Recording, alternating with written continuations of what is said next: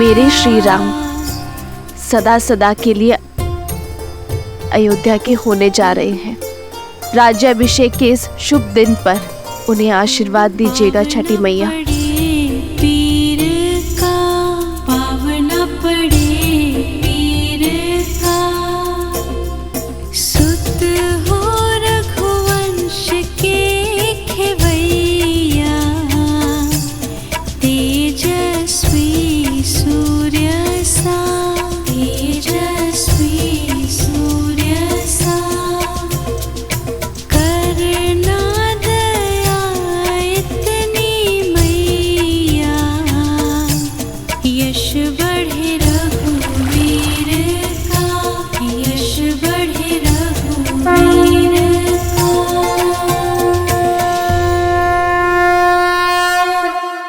आओ राम, तुम्हारे लिए कलेवा परोस दिया है। तुम्हारा प्रिय दही भात और राजभोग सब है, ग्रहण करो।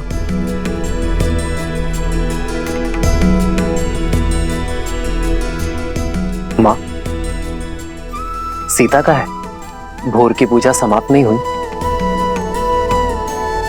रघुकुल की चारों पुत्र वधु भोर से ही तट पे हैं। महर्षि मुद्गल के कहे अनुसार छठी मैया की पूजा कर रही हैं।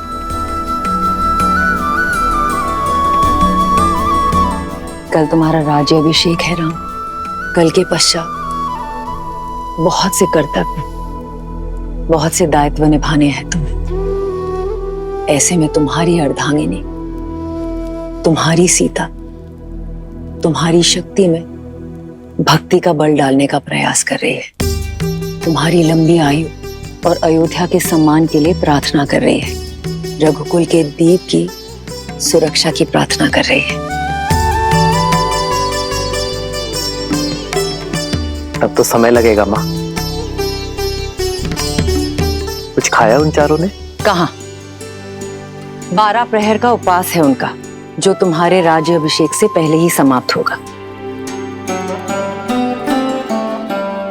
परिवार में पुरुष चाहे सफलता के जिस भी शिखर पर पहुंच जाए, उसका आधार, उसकी धरा एक स्त्री ही होती है। और मां, घर की उन्नति में पति पत्नी दोनों ही भागी होते हैं ना, तो व्रत केवल स्त्री ही क्यों रखे? मैं भी सीता के लिए व्रत रखूंगा। राम सिया राम सिया राम सिया राम, राम सिया राम सिया राम। और मेरा ये व्रत सीता के प्रति मेरे प्रेम और सम्मान का प्रतीक होगा।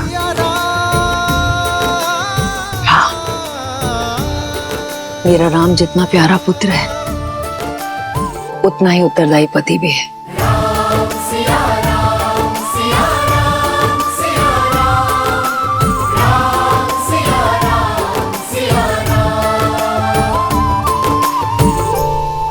प्रणाम ऋषिवर। कल सुबह सूर्य की पहली किरण के साथ ही श्री राम का राज्याभिषेक होगा और श्री राम जैसा धर्मात्मा राजा पाकर ये धरा धन्य हो जाएगी।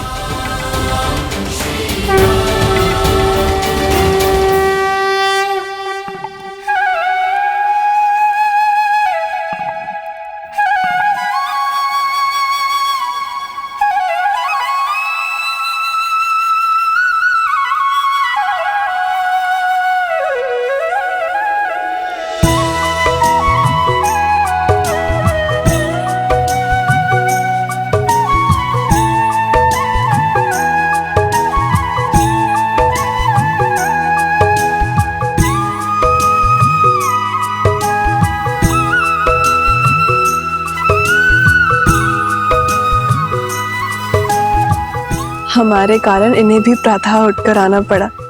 बेचारे, लगता है अभी भी मीठी निद्रा के स्वप्न देख रहे हैं।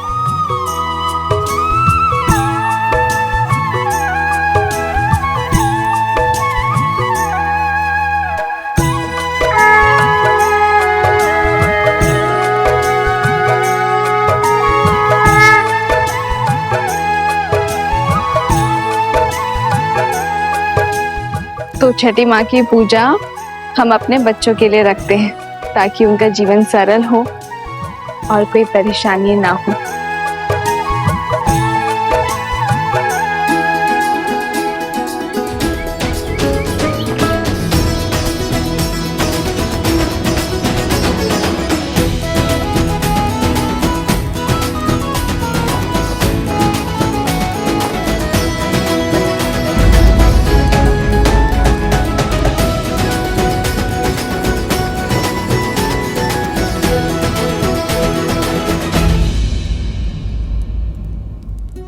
पिछले 14 वर्ष से हमें जिस दिन का इंतजार था, तुम उसका भाग नहीं बनना चाहती हो।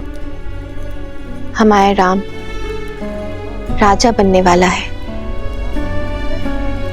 चलो कैकेयी, ये समय बीती बातों का शोक मनाने का नहीं, आने वाली घड़ी के सुख में रंगने का है। आपको मुझ पर क्रोध नहीं आता? इस समय भी आप मुझे अपना दोषी नहीं मानती? कैकेयी दीदी, वनवास में जाने से पूर्व स्वयं राम ने तुम्हें क्षमा कर दिया था और हमने भी आपको क्षमा कर दिया था। मुझे राम के प्रति तुम्हारे प्रेम में ना पहले कोई संदेह था ना है। मुझे ज्ञात होता कि समस्त भूमि के राजाओं से मेरा राम राजधर्म सीखेगा, ज्ञान प्राप्त करेगा, तो वनवास का ये वचन पहले मैं मांग लेती। दीवे,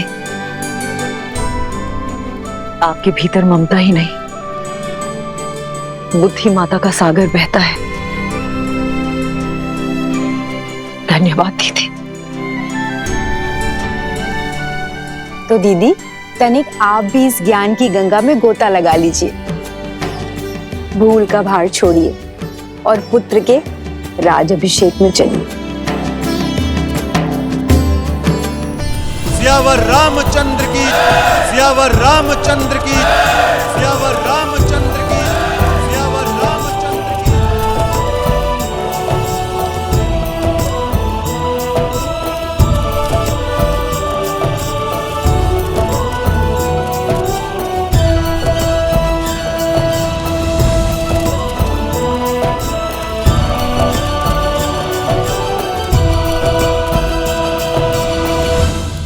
सियावर रामचंद्र की, सियावर रामचंद्र की, सियावर रामचंद्र की, सियावर रामचंद्र की।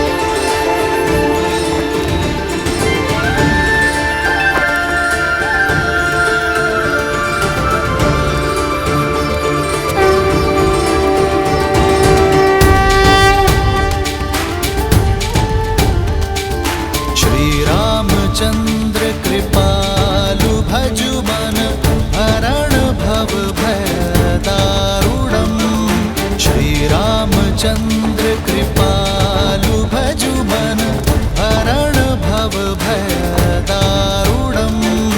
नव कंज लोचन कंज मुख कर कंज पद कंजारुणम्। और हम राजगुरु वशिष्ठ के आने तक अयोध्या को तनिक और प्रतीक्षा करनी होगी। तब तक आप माताओं का आशीर्वाद ले लीजिए। आइए।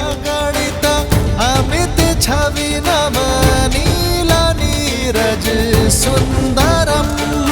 पटपीत मानहु तड़ित रुचि सुचि नौमि जनक सुतावरम। श्री राम श्री राम, राम राम श्री राम, श्री राम श्री राम, राजा राम श्री राम।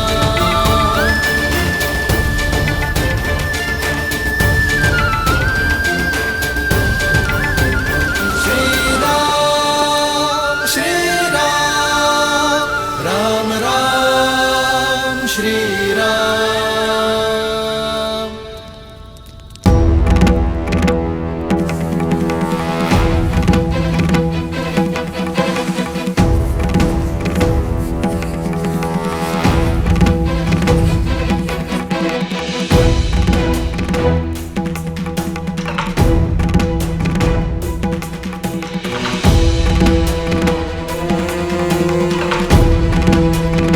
महर्षि पराशर, नक्षत्रों से उलझने के लिए अभी बहुत समय है। राज्याभिषेक में आपकी प्रतीक्षा हो रही है ऋषिवर।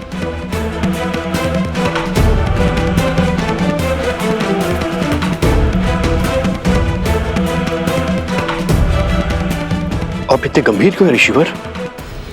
क्योंकि ग्रहों के संकेत ठीक नहीं है। जब किसी के भाग्य में राहु की छाया पड़ जाती है तो असुरी माया कोई ना कोई कष्ट जरूर देके जाती है। मुझे राम पर विश्वास है। यदि भाग्य में संघर्षों का भंवर है तो वो भी स्वीकार है, और मुझे विश्वास है कि अयोध्या के नए राजा इस भंवर से भी अवश्य पार होंगे। एक राजा के जीवन का संघर्ष उसकी संपूर्ण प्रजा को भोगना पड़ता है। इस राज्याभिषेक के समय की कुंडली में यह स्पष्ट है कि एक महाअसुरी शक्ति अयोध्या में प्रवेश करने वाली है।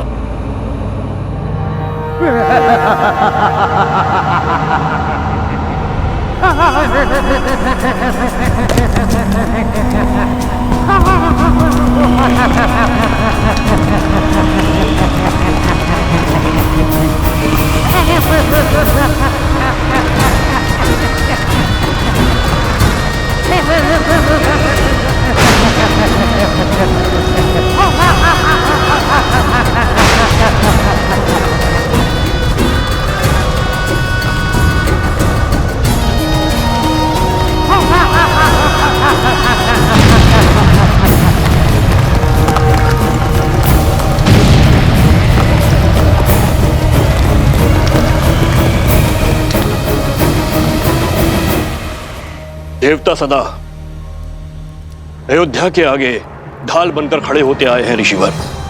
यदि कोई आसुरी शक्ति राम राज में प्रवेश करने की चेष्टा भी करेगी तो उसका सामना धर्म की शक्ति से होगा। आप आइए और राम को आशीर्वाद दीजिए। शुभ घड़ी में कुछ ही समय शेष है। आशा करता हूं कि इस बार भी आपके विश्वास की जय हो।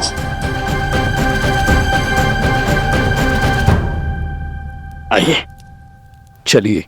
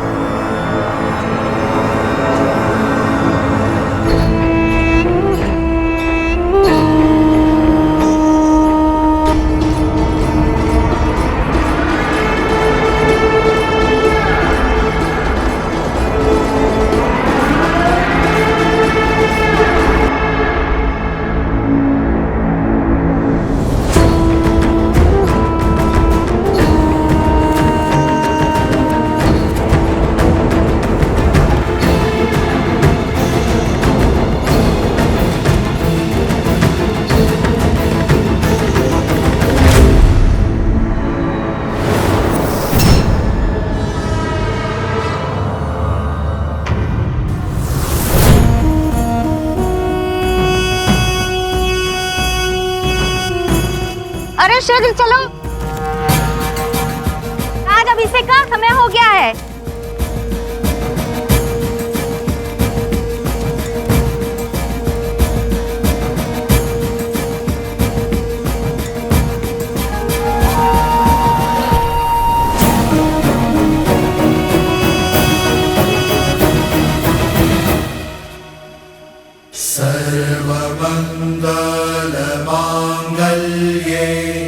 शिवे सर्वार्थ साधिके शरण्ये त्र्यंबके गौरी नारायणी नमोस्तुते।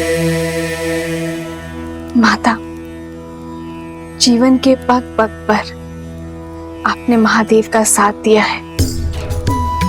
आशीर्वाद दे कि वैसे ही मैं भी सदा अपने श्री राम का साथ दे सकूं। सुख दुख की हर घड़ी में मैं राजा राम की पत्नी के रूप में सभी दायित्व निभा सकूं।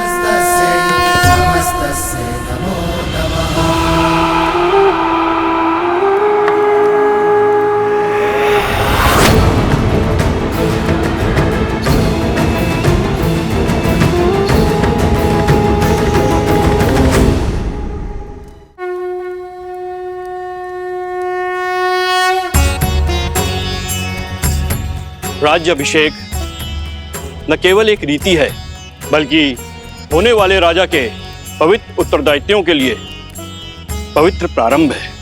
रीति अनुसार मंगल बेला में सर्वप्रथम श्री रामचंद्र जी की देह को तेल, विविध औषधियों के मर्दन से शुद्ध किया जाएगा। पृथ्वी, जल, अग्नि, वायु, इन 4 तत्वों के साथ आकाश तत्व के जुड़ने से इस तन का निर्माण होता है और इसमें सबसे अधिक रोग उत्पन्न होते हैं वायु तत्व के कारण।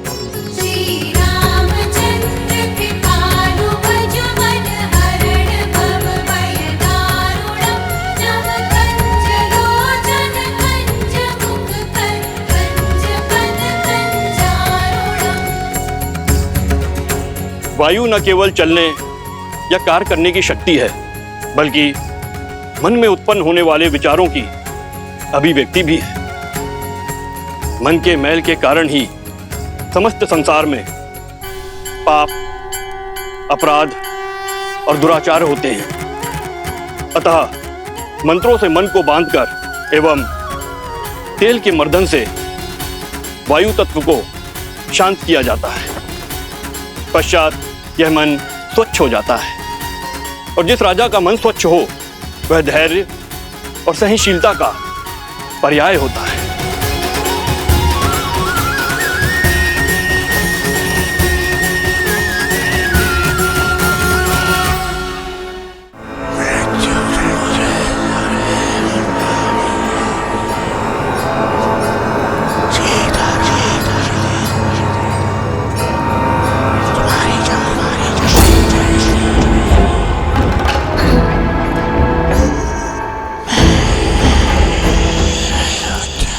ना जाने कौन बड़बड़ाया जा रहा है, कानों में विचित्र स्वर आ रहा है, ना ही कुछ समझ में आ रहा है और ना ही कोई दिखाई दे रहा है। जाने कौन है जो पूजा भी नहीं करने दे रहा है।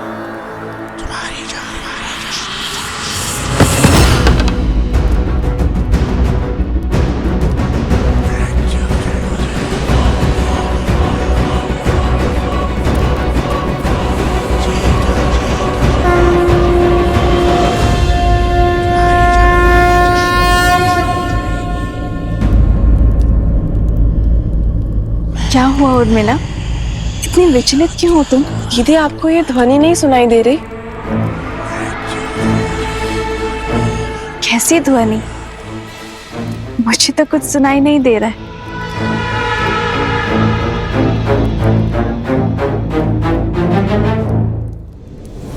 क्या इसे मेरी शक्ति, मेरी उपस्थिति का आभास तक नहीं है? क्या कोई हो सकता है इस संसार में जो सहस्त्रमुख रावण की शक्तियों से प्रभावित ही न हो?